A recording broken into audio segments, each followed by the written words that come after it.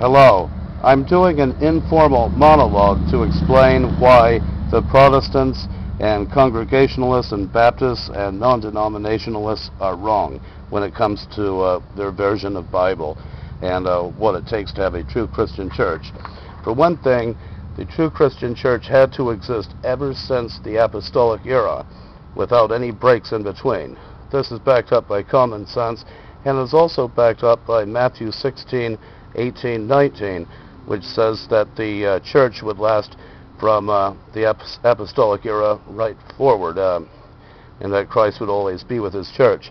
By contrast, the Protestant churches didn't arrive till much later on, so none of them can be the true Christian church. And even if the Catholic Church is not the true Christian church, it wouldn't change the fact that none of the Protestant churches is old enough to be the true Christian church. So even if the Catholic Church is wrong, it doesn't back up the Protestant view one little bit. Now then, there are Baptists and non-denominationalists and Congregationalists who are claiming that the true Christian churches have existed as independent local bodies or congregations ever since the time of the apostles.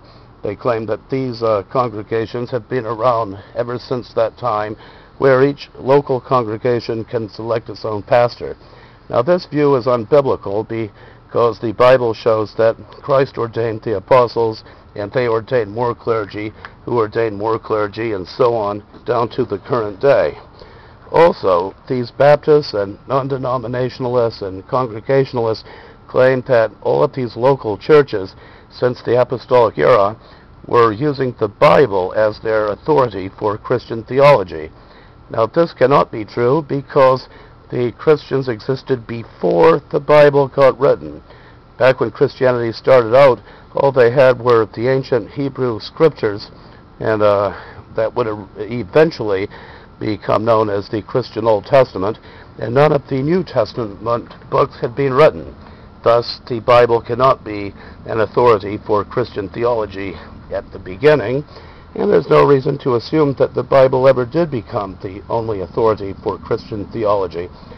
Thus we see that the Protestants and Baptists, non-denominationalists and Congregationalists, and people of that nature are simply wrong. So, to those people, my message is, guess what my message is? My message is, I just sank your battleship. Your battleship has been sunken. Well, yeah, I'll get it. Just playing around with you here. Alright, right in there. Okay, now your battleship is sunk.